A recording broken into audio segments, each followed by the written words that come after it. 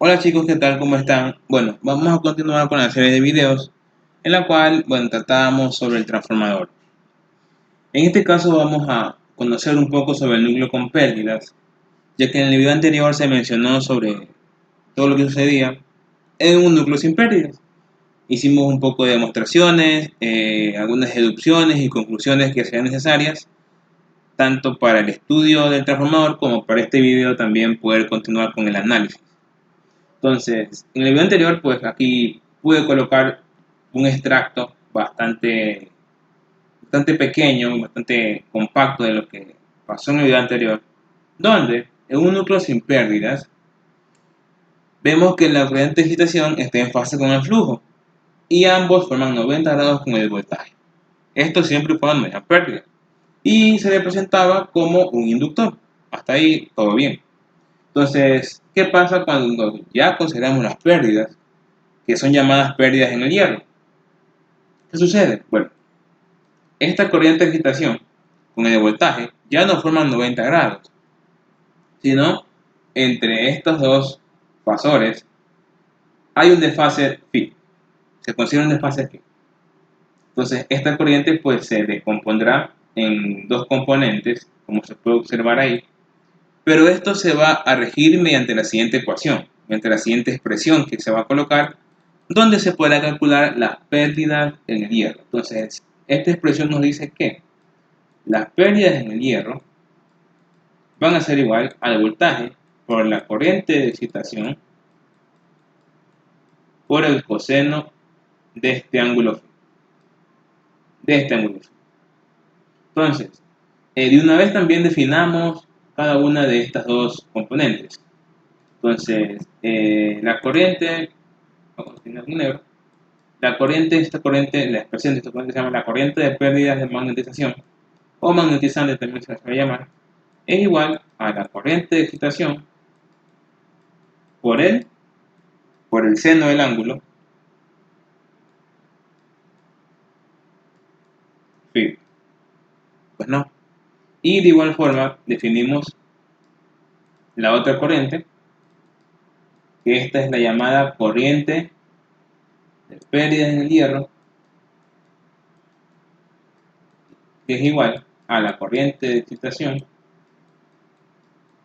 por el coseno del ángulo. Listo. Entonces, esta corriente de excitación que se encuentra con azul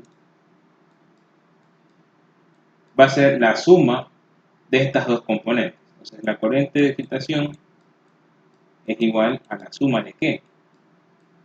De la corriente de magnetizante, de pérdidas de magnetización, más la corriente de pérdidas en hierro. Listo. Hasta ahí todo correcto.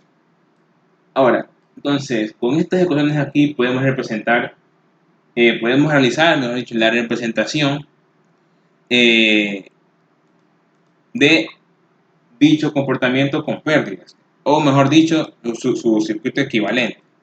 Entonces, vamos a analizar un poquito aquí arriba. Aquí, para hacerlo mucho más rápido que lo que hicimos la vez anterior, podemos hacer lo siguiente. Por ejemplo, tenemos esta corriente de aquí, que es la corriente de pérdidas en el hierro, y esta corriente va en fase de voltaje. Entonces, ¿qué elemento me permite que la corriente vaya en fase con el voltaje? Pues obviamente un elemento resistivo. Entonces, podemos representar un elemento resistivo, una resistencia, un elemento resistivo, ¿verdad? Que se va a llamar o se la va a nombrar como la resistencia. Esta resistencia de aquí va a ser igual a qué cosa? Al voltaje para la corriente de hierro. ¿Por qué? Porque cumple con esta condición de que la resistencia es el único elemento pasivo que donde el voltaje y la corriente están en fase. Hasta ahí no he hecho ninguna cosa.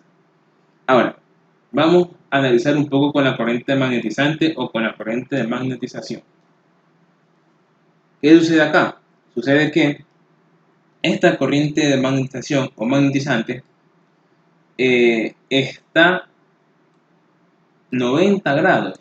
Tiene un desfase de 90 grados con respecto al voltaje.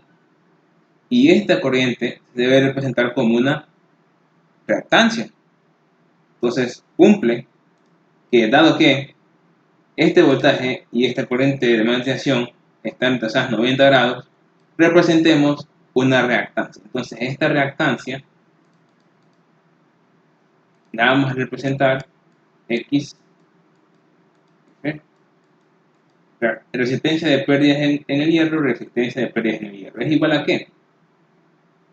A el voltaje sobre la corriente de pérdida de magnetización o corriente magnetizante, también se les suele llamar. Entonces, listo. Ya hemos deducido, ya hemos analizado los elementos pasivos con los cuales se pueden representar dicha condición de núcleo con pérdidas. Entonces, ahora lo que toca hacer es compactar, unificar y realizar la representación, que es lo que estamos buscando.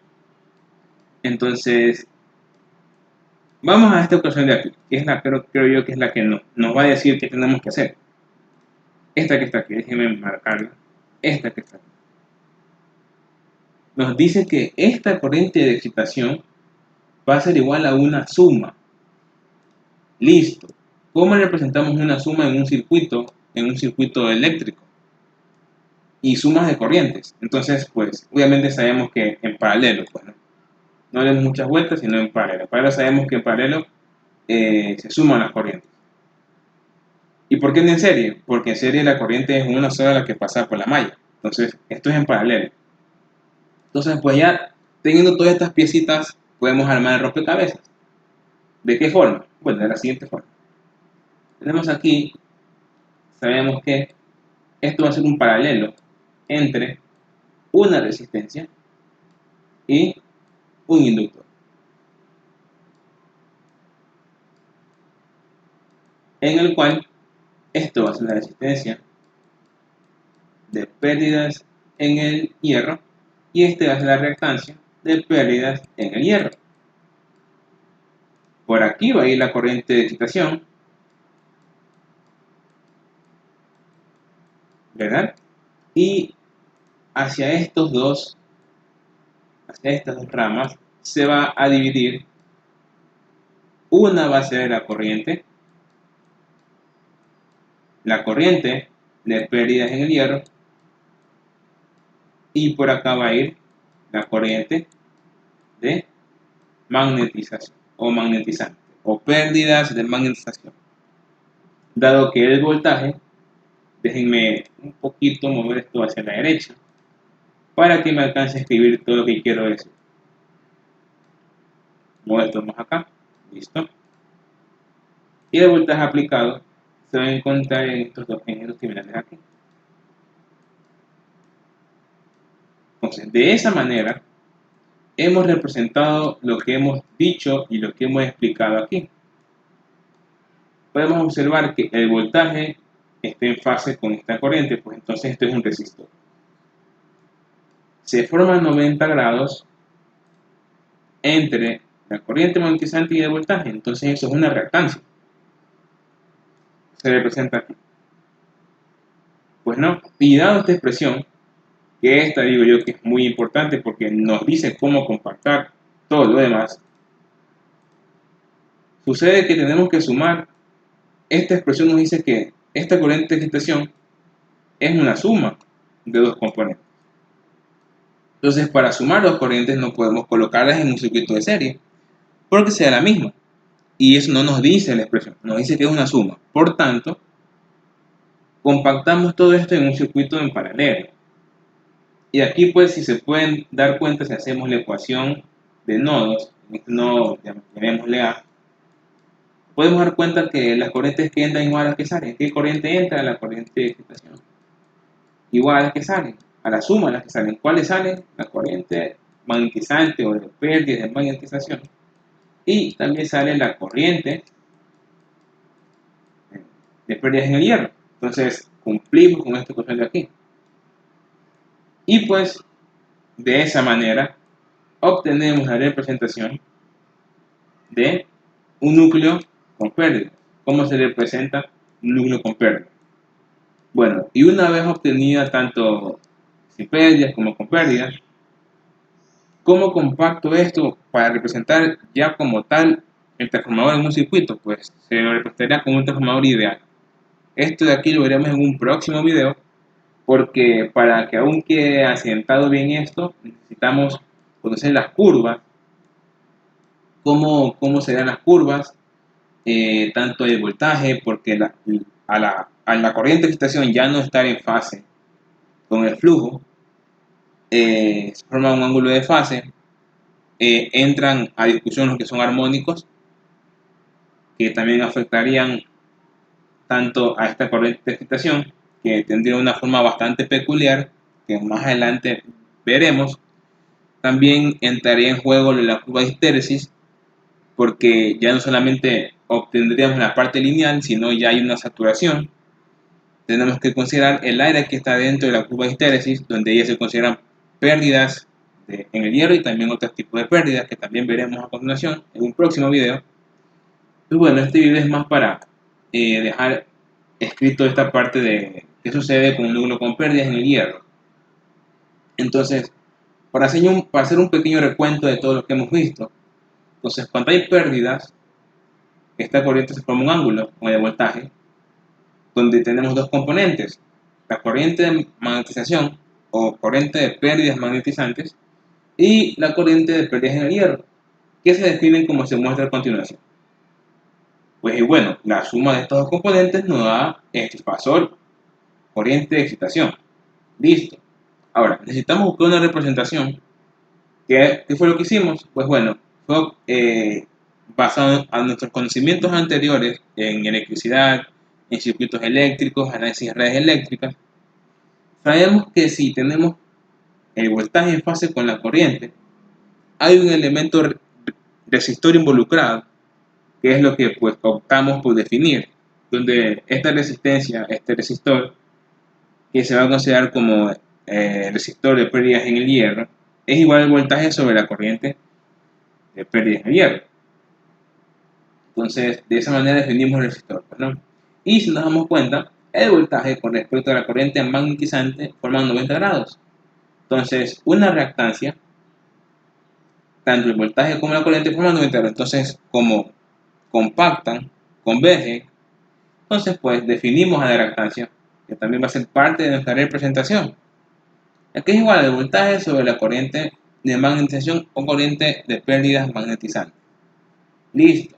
Esta ecuación de acá, que para mí, vuelvo y repito, es la más importante, la corriente de excitación aquí es igual a la corriente de pérdidas magnetizantes más la corriente de pérdidas en el hierro.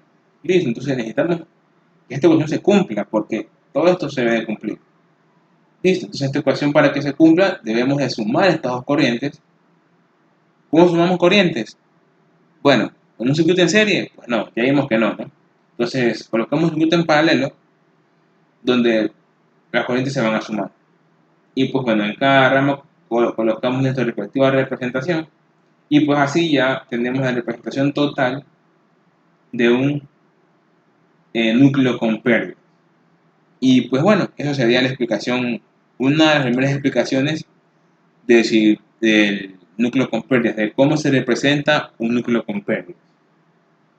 En un próximo video pues estaré haciendo la representación como tal de lo que son las gráficas, los armónicos, cómo queda la gráfica final de la corriente de excitación, porque no es igual a la anterior, por el de fase, y curva de histéresis, analizaremos todo lo demás. Bueno, este video queda hasta aquí, espero que les haya gustado, que lo vean, que lo compartan, que lo analicen, que lo estudien para sus próximas materias. Pues bueno, yo me despido, hasta la próxima.